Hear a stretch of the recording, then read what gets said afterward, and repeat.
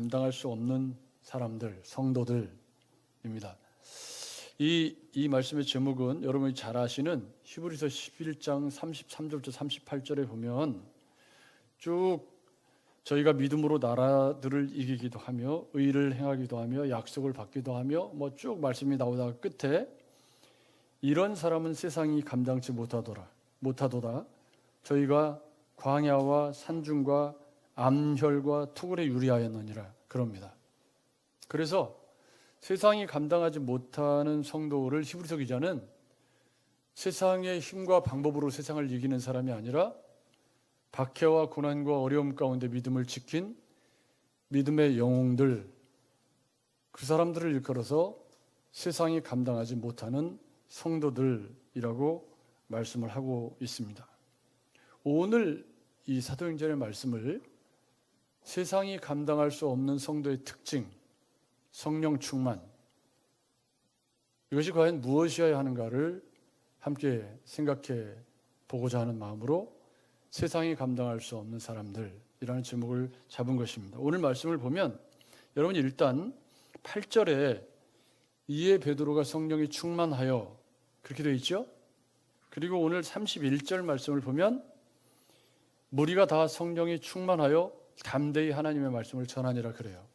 그죠? 그러면 성령 충만이라는 봉투에 뭔가가 담겨져 있다. 8절부터 31절까지가 성령 충만이라는 주제 가운데 뭔가가 담겨져 있다는 것을 알 수가 있습니다. 여러분 맞죠? 그러면 누가가 이야기하는 성령 충만, 세상이 감당할 수 없는 성도는 어떤 특징이 있느냐?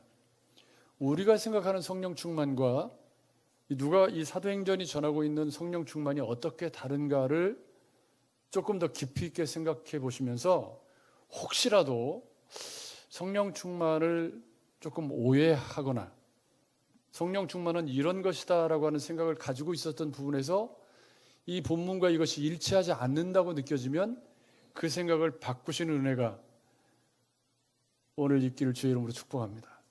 그래서 성령 충만이 세상이 감당할 수 없는 그리스도인이 되는 건데 그 세상이 감당할 수 없는 그리스도인 된다는 말이 뭐 신림동에 뭐 묻지마 뭐 그 사람처럼 또 뭐 요즘 뭐 세상을 시끄럽게 하는 막 이상한 사람들이 많은 세상에서 그런 물리적인 힘과 변칙적인 세상의 방법으로 세상을 이기는 걸 의미하지는 않습니다.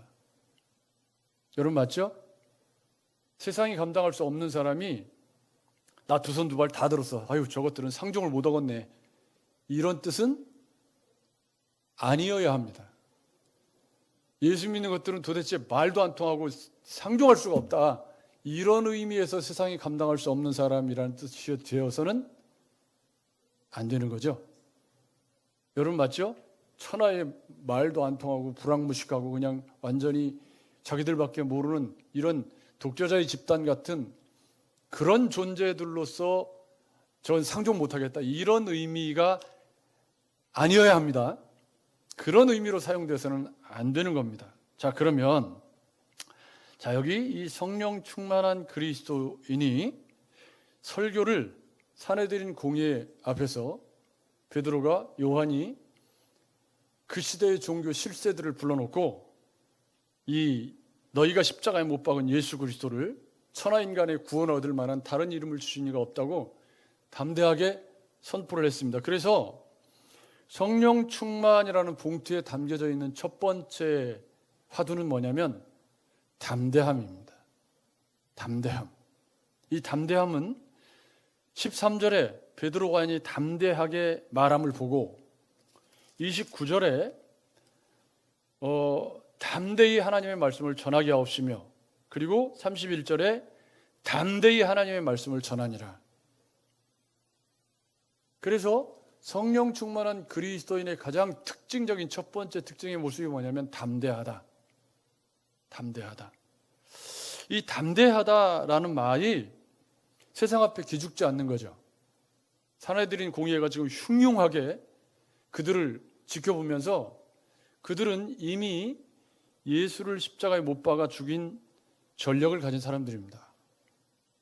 베드로와 요한이 그들에게 붙잡혔을 때 어떤 상상을 할 수가 있죠? 아, 예수님처럼 우리도 죽을 수 있겠다. 그 생각 할까요, 안 할까요? 바로 얼마 전에, 불과 몇 달 전에 베드로는 예수가 그렇게 체포되어서 죽으시는 것을, 요한은 예수께서 그렇게 십자가에 달리시는 것을 다 지켜보았던 사람들이에요. 그 똑같은 사람들이 지금 자기를 붙잡아 공의 앞에 세운 겁니다. 예수님이 산헤드린 공의에 섰던 것처럼 자기들도 산헤드린 공의에 똑같이 선 겁니다. 예수가 십자가에서 죽으시는 장면을 생생하게 보았고, 그러면 일반적인 사람들 같으면 이 상황이 어떤 상황이죠? 움츠러들고 기죽고 그래야 될 상황인데, 성령 충만한 베드로가 그들 앞에서 기가 죽은 게 아니라 오히려 기가 살아서 예수 그리스도의 생명복음을 담대하게 선포했더니, 그 사람들이 요한이 담대하게, 베드로와 요한이 담대하게 말함을 보고 본래 학문이 없는 범인으로 알았다가 이상히 여겼다. 그리고 또 전에 예수와 함께 있던 줄도 알고 그럽니다. 여러분, 이 전에 예수와 함께 있던 줄도 알고, 이 한 구절이 얼마나 의미심장한 이야기인지 알겠죠? 그러니까 이 사람들은 예수를 십자가에 못 박아 온갖 불의한 방법들을 다, 자기들이 동원할 수 있는 수단과 모든 것들을 다 동원해서 예수를 치워버리려고 한 거예요. 그렇게 하면 끝날 줄 알았죠. 그렇게 하면 끝날 줄 알았는데 예수님이 부활하셨잖아요. 근데 부활하셨다는 것도 시체를 훔쳐갔다고 음모를 꾸미고 해서 그냥 그렇게 있는데, 문제는 그렇게 다 도망치고 무능력하고 별 볼 일 없어 보였던 제자들이 지금 어떻게 된 거예요? 담대해졌어요. 변한 거예요, 그 제자들이. 예수를 죽이면 끝날 줄 알았더니 예수를 죽이고 나서 그 제자들이 변해서 예수보다 더 충만해져 가지고 지금 자기들 앞에 예수 그리스도의 생명의 복음을 전하는데, 이게 배운 사람들, 여기 이 학문이 없는 범인으로 알았다가, 이 말은 무슨 얘기냐면 신학교 나오지 않은 줄로 알았다가 이런 말이거든요, 사실 이게. 그러니까 전문적인 랍비 교육을 받지 않았다. 근데 성경을 유창하게 막 구약을 재해석해내는데 자기들이 볼 수 없는 그런 성경 해석을 막 유창하게 쏟아내니까 학문이 없는 범인인 줄 알았다가 이상히 여겼다. 이상히 여겼다 그럽니다. 그러니까 이 담대하게 말하는 이 사람들을 보고 이 사람들이 이상히 여기면서, 여기 보면 14절에 비난할 말이 없는지라, 그리고 16절에 부인할 수 없는지라. 저는 이 성경을 읽으면서 재밌었어요. 예수를 십자가에 못 박아 죽일 때는 없는 죄를 다 만들어가지고 막 정말 말도 안 되는 그런 거짓으로 예수를 본디오 빌라도에게 넘겨줬잖아요. 그런데 지금은 이 40여 살이나 되는 안진뱅이가 멀쩡해져가지고 거기 같이 있고, 그걸 본 사람들이 너무 많고 잡아들이기는 잡아들였는데 이게 뭘 비난할 말이 없는 거예요. 왜? 뭘 잘못한 게 있어야지. 안식일도 아니고. 여러분 이해가 되시죠? 그래서 이 사람들이 이제 딜레마에 빠진 거죠. 그래서 이 권력을 가진 종교 전문가, 그 시대에 정말 완전히 종교 권력의 최상층부에 있는 산헤드린 궁의 70명이 다 모여가지고 잡아들이기는 잡아들였는데, 일단 잡아들이기는 잡아들였는데 비난할 것도 없고 뭘 어떻게 부인할 수도 없고, 사건 자체가 너무 뚜렷하고 명백하니까 뭐라고 할 말이 없는 거예요. 그래서 너 잠깐 나가 있어. 그리고 베드로 요한을 내보내고서 자기들끼리 회의가 열린 거잖아요. 여러분, 성령 충만의 첫 번째 조건이 담대함이라고 할 때, 이 담대함은 만용을 의미하는 게 아닙니다. 여러분 맞죠? 지금 4장을 우리가 읽으면서 주목해야 되는 건 예수 그리스도의 십자가의 그늘이 짙게 드리워진 박해의 시작을 알리는 시작점에 서 있다는 거예요. 그걸 사도들도 알고 있고, 지금 오늘 본문의 맨 뒤에 이 동역자들, 아마도 120문도 초대교회 개척 멤버였던 그 사람들이었을 가능성이 5천 명, 4천 명 그 사람들 다는 아닐 거고 사도들이 가서 이야기할 수 있는 가장 그들과 가까이 교제하고 있는 사람들이겠죠. 그 사람들이 직감적으로 알아차린 게 뭐냐면 예수님처럼 우리에게 박해가 시작되고 있구나 하는 것들을 베드로도 알고 다른 동역자들도 깨닫게 되었던 거죠. 그런 박해 앞에서 담대함이란, 성령 충만으로 인한 담대함이란 그들 앞에서 기죽지 않고 예수 그리스도의 십자가의 복음을 증거할 수 있는, 여러분, 성도의 담대함은 좋은 차나 좋은 옷이나 좋은 학력이나 외모에 있지 않다는 점을 여러분 우리가 좀 기억하고 살았으면 좋겠습니다. 물론 기왕이면 키도 크고 인물도 잘생기고 그러면 좋겠죠. 어제 우리 큰아들을 데리고 제가, 큰아들이 그렇게 운동을 하라고 그럴 때는 안 한다고 그러더니 이제 거기 직장에 들어가서 동료들하고 운동을 하다 보니까 안 되겠대요. 그래서 아버지 저 좀 가르쳐 주세요 그러더라고요. 웬일로? 근데 오늘은 또 근무라고 또 갔어요. 그래서 어제 토요일인데 제가 아들하고 그 뜨거운 날 가서 이제 운동을 가르쳐 주는데 관장님이 와가지고 우리 아들이에요 하고 제가 소개했더니 관장님이 야, 키고 진짜 잘생겼네요. 그래갖고 제가 좀 이렇게 기왕이면 그게 좋긴 좋겠죠. 그렇지만 그리스도인으로 살아가는 우리의 담대함의 근거가 그것이라면 그건 세상 사람하고 다를 것이 없잖아요. 여러분, 여기 이 성령 충만한 베드로와 요한의 담대함의 근거가 뭐죠? 예수 그리스도잖아요. 내가 그분과 함께 있고 그분이 나와 함께 계시다. 여러분, 이것이 내가 그리스도의 사람, 하나님의 사람으로 구원받은 백성이라고 하는 이것이 우리가 세상 앞에 당당할 수 있는 근거여야 되는 줄로 믿습니다. 여러분, 우리가 이들에게 배워야 할 것은 사내들인 공의에 그 시대의 종교 권력의 최상층부에 있고 그들의 생명을 좌지우지할 수 있는 그런 권력을 가졌다고 생각되는 사람들 앞에서 성령 충만하다는 건 그들의 불의와 압제 앞에 담대한 거죠. 그렇지만 이 사람들은 권력을 가졌지만 뭘 어떻게 할 수가 없다 이거예요. 딜레마에 빠진 거죠. 그래서 기껏 한다는 말이 이것이 민간에 더 퍼지지 못하게, 이게 그 사람들의 문제거든요 지금. 그러니까 예수를 이 사람들은 뭘로 보죠? 이단으로 보는 거예요. 그 이유가 뭔가요? 성경에서 벗어났기 때문이죠. 사실은 누가 문제인 건데? 그 사람들이 문제인 건데,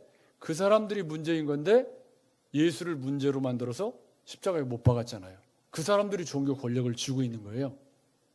그래서 그들이 불러서 경고도 하고 도무지 예수 이름으로 말하지도 말고 가르치지도 말아라.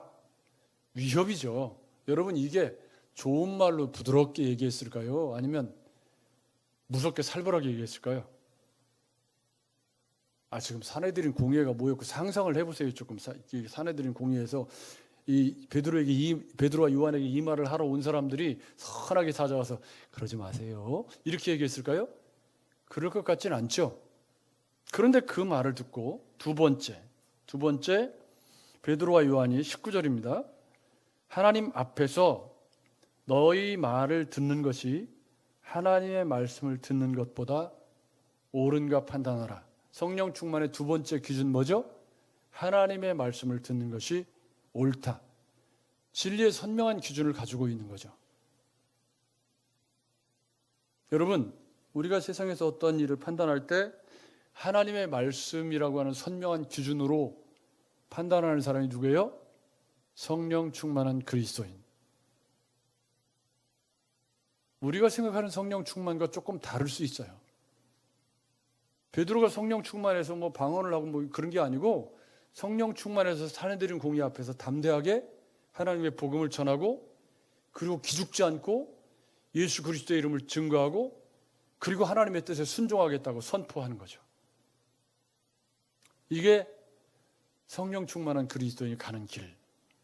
그런데요, 그들이 그렇게 해도 어떻게 할 수가 없어서 어떻게 처벌할지 방법을 찾지 못하고 다시 위협하고 놓아주었다.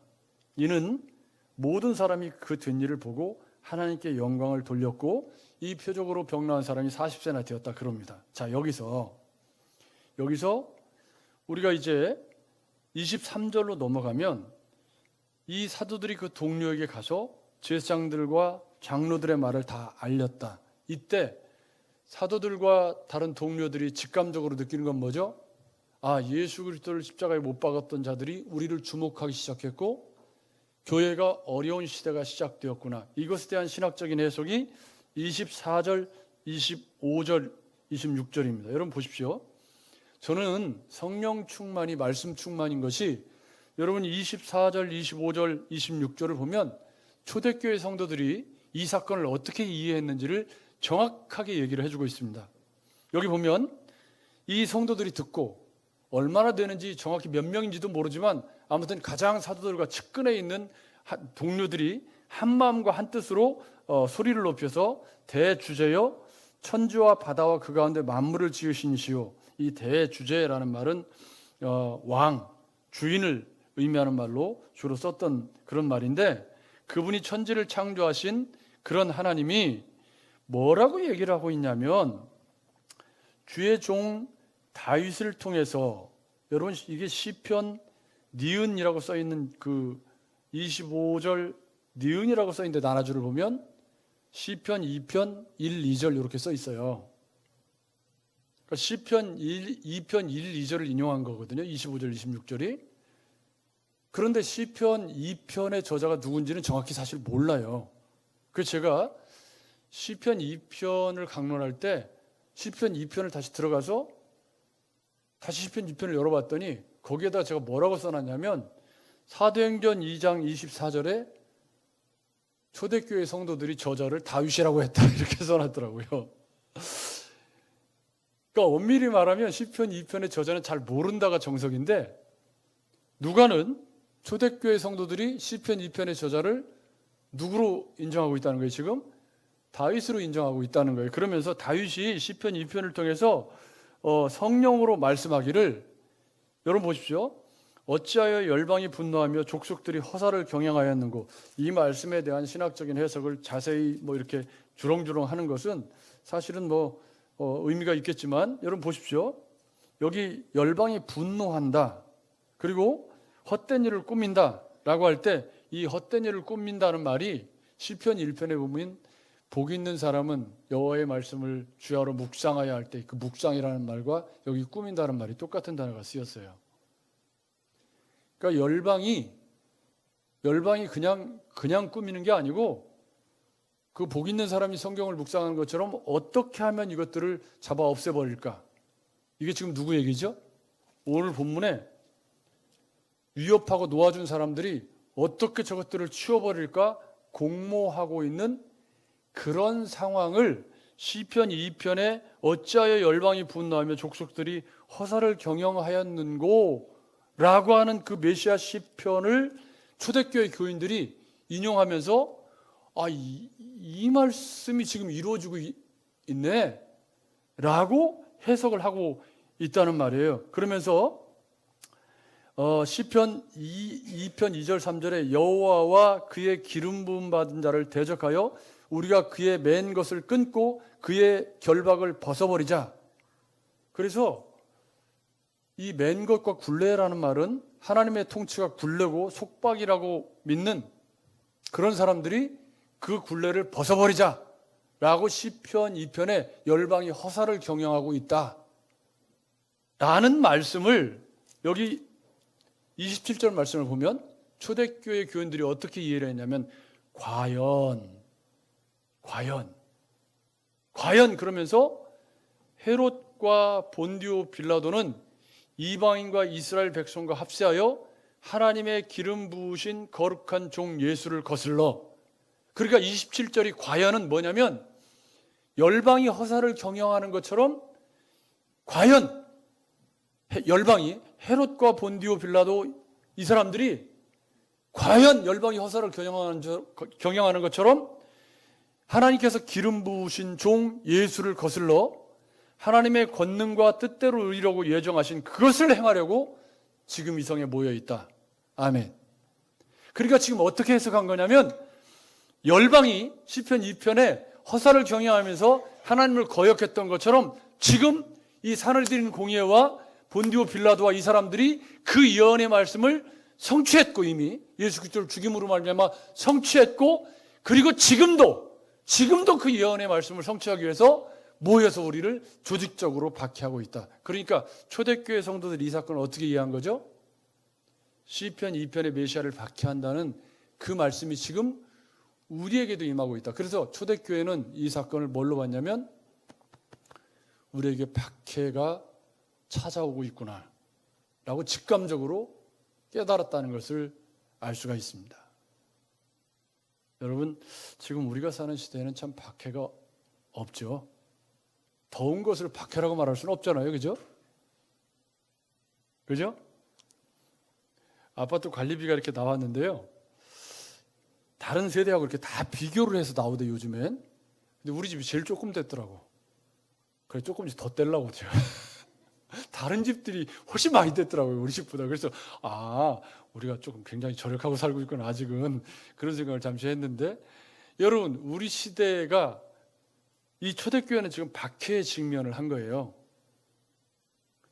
그러니까 직감적으로 아는 거죠. 예수를 십자가에 못 박았던 자들이 이제 우리를 주목하기 시작했고 열방의 허사를 경영하는 것처럼 이 사람들도 똑같이 행동을 하겠구나 라고 베드로와 요한도 그리고 모인 다른 동역자들도 직감적으로 깨닫게 된 거예요. 그래서 기도한 내용이 주여 29절부터 이어지는 초대교회의 기도인 거죠. 그래서 성령 충만의 조건이 아까 뭐라 그랬죠? 담대함과 하나님의 뜻에 순종하는 것이라고 했잖아요. 베드로와 요한이 했던 얘기죠. 거기에다가 초대교회의 교인들이 성령 충만해진 기도가 세 가지가 나오는데 첫째가 뭐냐면 29절입니다. 주여 이제도 그들의 위협함을 굽어 보시옵고 그럽니다. 그러니까 이 굽어 보시옵고라는 말은 이 환난을 면하게 해달라는 말도 아니고 피하게 해달라는 말도 아니고 주님 우리가 지금 이 환난 가운데 있는 것을 주님이 똑똑히 지켜보아 주십시오. 그러니까 이게 무슨 말이죠? 우리가 어떻게 이 고난 가운데 이것들을 이겨 나갈 수 있는지 그러면서 그 다음 이어지는 기도가 뭐냐면 종들로 하여금 담대히 하나님의 말씀을 전하게 하여 주시오며 저는 여러분 직감적으로 박해가 시작되었다는 것을 알았어요. 이제 어려워지겠구나. 앞으로 이 사람들이 더 조직적으로 박해를 시작하겠구나. 열방이 허사를 경영하는 것처럼 시편 2편에 있는 말씀이 예수 그리스도에게 성취되더니 이제 이 사람들이 또 모여서 교회를 박해하려고 이렇게 하고 있네요. 하고 신학적인 해석을 한 거예요. 상황에 대한 신학적인 해석을 한 다음에 그러면 우리가 어떻게 할까요? 그 질문 앞에서 주님 우리 교회의 모습을 잘 지켜봐 주십시오.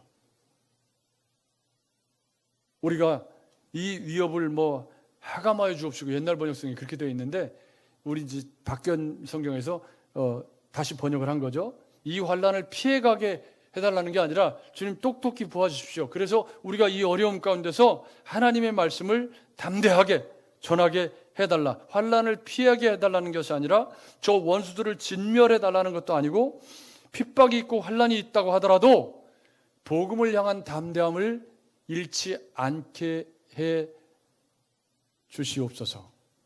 이게 성령 충만입니다. 성령 충만한 교회가 가는 길이었던 거죠. 제자들은 생명의 위협보다도 하나님의 나라 확장에 더 많은 관심과 사랑을 쏟고 있고 증인의 삶을 우리에게 맡겨주셨기 때문에 우리가 증인으로 담대히 이 복음을 증거해야 한다는 거룩한 부담감이 제자들을 사로잡고 있음을 볼 수가 있습니다. 여러분 베드로와 요한이 공회 앞에서 그리고 모인 무리들 앞에서 설교했던 내용이 뭐였죠? 전부 예수 그리스도. 그래서 이들의 모든 관심은 주님이 마지막 승천하시면서 너희가 나의 증인이 되어야 한다는 그 말씀이 이들을 온전히 사로잡고 있고, 그래서 어떻게 하든지 담대히 하나님의 말씀을 전하는 교회로 우리가 살아남게 하여 주옵소서. 저는 이 기도가 놀랍다고 생각합니다. 아, 이제 박해의 시대가 시작되겠구나. 예수를 못 박아 죽였던 자들이 열방이 화살을 경외했던 것처럼 막 모든 방법들을 다 동원해가지고 교회를 어렵게 하는 시대가 곧 펼쳐지겠구나. 그런 상황 앞에서 하나님, 우리 교회를 지켜보아 주시옵시고 우리가 담대히 하나님의 말씀을 전하게 해 주십시오. 그러면서 여기 30절에 손을 내밀어 병을 낫게 하옵시고 표적과 기사가 거룩한 종 예수의 이름으로 이루어지게 하옵소서. 왜요? 안진뱅이가 일어나서 하나님의 복음이 전해졌던 것처럼 생명의 복음이 전해지는 곳에 이런 주님의 표적과 기사가 일어나는 것이, 예수의 이름으로 일어나는 것이, 내 이름이 아니라 예수의 이름으로 일어나는 것이 생명의 복음을 전하는 것에 도움이 된다고 판단하기 때문입니다. 그래서 그들이 그렇게 기도하고 났더니 모인 곳이 진동하더니 무리가 다 성령이 충만해졌다. 그러니까 성령 충만을 위해서 이 사람들이 기도한 적이 있나요, 없나요? 어디에도 없죠. 성령 충만이 목적이 될 수 없다는 거죠. 성령 충만이 목적이 되는 게 아니고 말씀대로 살아가기 위해서 예수 그리스도에 집중하고 말씀대로 살아가기 위해서 담대히 복음을 전하기를 꿈꾸면서 기도했더니 하나님께서 그들을 충만하게 하셨다. 이번 주간에 김세라 집사님께서 밴드에다가 찬양을 하나 올려놨어요. 근데 제가 그 찬양을 이렇게 들어봤는데 가사가 싹 마음에 들진 않아요. 김석균 목사님, 지금 목사님 되셨죠? 그분이 가사를 쓰셨고 곡을 붙이셨고 강찬이라는 분이 찬양을 하셨는데, 근데 계속 이 설교를 준비하는데 이 찬양이 계속 도는 거예요. 굉장히 접점이 많아서, 그래서 오늘 아침까지도 이 찬양을 불러야 될까 말아야 될까 고민하다가 아침에 새벽 예배를 마치고 가서 최종 원고를 정리하면서 이 찬양을 부르는 게 낫겠다, 그렇게 결정을 하고 제가 지금 준비를 해왔습니다. 여러분, 이 찬양을 같이 불러보시면서 오늘 이 성령 충만한 그리스도인 담대함과 그리고 하나님의 뜻에 순종하는 것과 주의 위협을 하감해 우리 위협을 보시옵고 하나님의 말씀을 담대히 전하게 해주시옵고 그리고 예수 그리스도의 이름으로 병이 낫게 해주시고 이렇게 기도했잖아요. 이게 성령 충만한 사람들이 세상에서 사는 방법인데, 여기 이 찬양을 통해서 다시 한번 확인해보는 시간이 되었으면 좋겠습니다. 같이 한번, 제가 전도사님께 부탁을 드렸습니다. 근데 기타를 이게 안 메고 하면 좋겠는데 지금 상황이 좀 그래서 반주를 좀 같이 잘 이렇게 하면 더 좋겠지만 어쨌든 함께 찬양해 보도록 하겠습니다. 모든 것이 끝났다고 말하는 사람들의 말을 듣지 말아라. 하나님은 아직도 너에게서 시선을 떼지 않았다. 세상에서 답을 찾지 말아라. 사람들을 의지하지 말아라. 너의 모든 문제는 하나님만이 해결할 수가 있다. 기도를 쉬지 마라. 찬양을 멈추지 마라. 하나님이 너를 주목하고 있다. 예배에 집중하라. 말씀을 붙잡아라. 하나님을 만나면 끝난 것이다. 기도를 쉬지 마라. 기도를 쉬지 멈추지 마라. 하나님이 너를 주목하고 있다. 예배에 집중하라. 말씀을 붙잡아라. 하나님을 만나면 끝난 것이, 다시 한번 처음부터 모든 것이 끝났다고 말하는 사람들의 말을 듣지 말아라.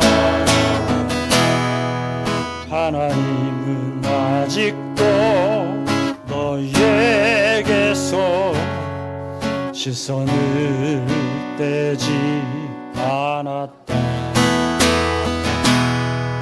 세상에서 답을 찾지 마라. 아멘. 사람들을 의지하지 말아라.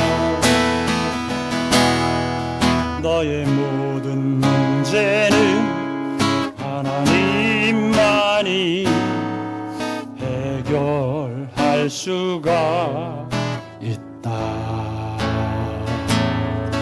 기도를 쉬지 마라. 찬양을 멈추지 마라. 하나님이 너를 주목하고 있다. 아멘. 예배에 집중하라. 말씀을 붙잡아라. 하나님을 만나면 끝난 것이라. 하는 일 멈추지 마라. 가는 길 멈추지 마라. 뒤를 돌아보지 마라. 하나님이 너를 주목하고 있다. 의심을 하지 마라. 절대 포기하지 마라. 하나님을 믿으면 끝난 것이다. 예수의 이름은 세상의 소망이요. 예수의 이름은 천국의 기쁨일세. 모든 것이 끝났다고 말하는 사람들의 말을 듣지 말아라. 하나님은 아직도 너희에게서 시선을 떼지 않았다. 세상에서 답을 찾지 말아라. 사람들을 의지하지 말아라. 너의 모든 문제는 하나님만이 해결할 수가 있다. 기도를 쉬지 마라. 찬양을 멈추지 마라. 하나님이 너를 주목하고 있다. 예배에 집중하라. 말씀을 붙잡아라. 하나님을 만나면 끝난 것이다. 기도를 쉬지 마라. 찬양을 멈추지 마라. 하나님은 너희를 주목하고 있다. 예배에 집중하라. 말씀을 붙잡아라. 하나님을 만나면 끝난 것이다. 예수의 이름은 세상의 소망이요. 예수의 이름은 천국의 내 기쁨일세.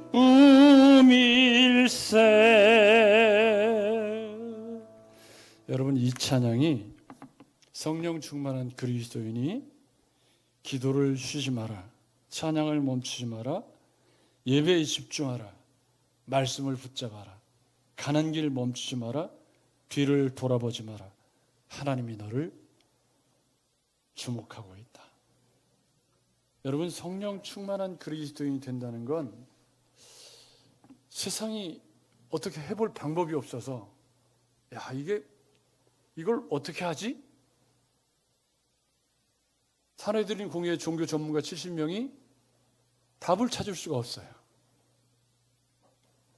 그들이 특별한 어떤 은사를 얘기한 게 아니고 말씀에 집중하고 예수 그리스도에 집중하고 담대하고 성령 충만해져서 그렇게 세상을 이겨 나갔던 거죠.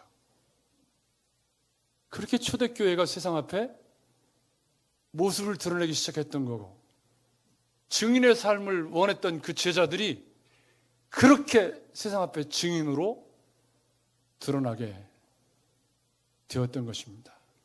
여러분, 성령 충만한 초대교회의 기도를 가슴에 담으셨으면 좋겠습니다. 이 박해를 면하게 해주십시오가 아닙니다.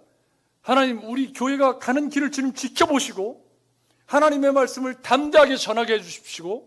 그리고 예수의 이름으로 이 치명과 치유의 기적들이 일어나서 이 생명의 복음이 이 땅에 더 증거될 수 있도록 기도하는, 그게 성령 충만한 그리스도인인데, 그런 그리스도인을 세상이 감당할 수 없더라. 사랑하는 여러분, 또 한 주간 우리가 하나님이 선물로 주신 삶의 시간들을 살아가게 될 것입니다. 어떻게 사느냐를 결정하는 건 결국 나의 몫입니다. 여러분, 그렇죠? 어떻게 살아도 또 금방 한 주간 지나갈 거고, 나이를 먹으면 인생이 지나가는 시간도 속도가 붙는다고 하더니, 저도 지금 이제 60대로 진입하고 나니까 한껏 가속도가 붙기 시작해서 참 빨리 간다. 연세가 많이 드신 어르신들이 들으시면 웃으시겠지만, 저도 요즘에 한 해가 벌써 8월이 다 가는구나. 요즘에는 천변에 가는 이 가로수, 이 벚꽃나무를 보면서 어떤 생각을 하냐면, 새벽기도 마치고 이렇게 지나가면서 저 울창한 벚꽃나무도 조금 있으면 옷을 벗겠지? 왜 그런 생각이 드는지 모르겠어요. 왜 그런 생각이 드는지 모르겠는데 아무튼 그런 생각이 들더라고요, 제 안에. 그렇지만 여러분, 우리가 또 한 주간 하나님이 선물로 준 삶의 자리를 살아갈 때 세상이 감당할 수 없는 그리스도인이 되는 것은 모난 사람이 된다는 것도 아니고 특별한 사람이 된다는 뜻이 아니라, 세상 앞에 기죽지 않고 담대하게 하나님의 말씀을 증거하고, 그리고 그 말씀을 세상에 전파하는 그리스도인이 되는 것이라는 사실을 기억하시면서 또 한 주간 세상이 감당할 수 없는 그리스도인으로 승리하시는 한 주간을 살아내시기를 주의 이름으로 축복합니다. 좋으신 하나님, 모든 것이 끝났다고 말하는 사람들의 말, 어쩌면 예수님이 죽었을 때, 그렇게 예수님을 십자가에 매달았을 때 그 사람들은 모든 것이 끝났다고 그렇게 생각했을지 모르지만, 주님은 부활하셨고 연약했던 제자들은 성령 충만해져서 사자 같은 복음의 일꾼이 되어 세상이 감당할 수 없고, 사내들인 공의의 종교 전문가 70인들이 그들을 어떻게 해볼 수가 없고, 그래서 위협하고 놓아줄 수밖에 없는 복음의 사자가 되어 담대하게 하나님의 뜻에 순종하면서 하나님의 말씀을 증거하고 있는 모습을 볼 수 있었습니다. 우리 사랑하는 성도들이 예수 그리스도의 종으로 부름을 받아 구원받은 백성으로 이 땅을 살아나갈 때 바로 이처럼 성령 충만한 그리스도인이 되어 세상이 감당할 수 없는 복음의 증인으로서 능력 있는 삶을 살아내는 귀한 종들 되도록 또 한 주간 우리 사랑하는 성도들의 삶을 붙드시고 저들의 삶의 자리에서 입을 열어 주의 법에 기이한 것을 선포하는 복음의 일꾼들, 증인들 다 되게 하여 주시옵소서. 우리를 구원하신 예수님의 이름으로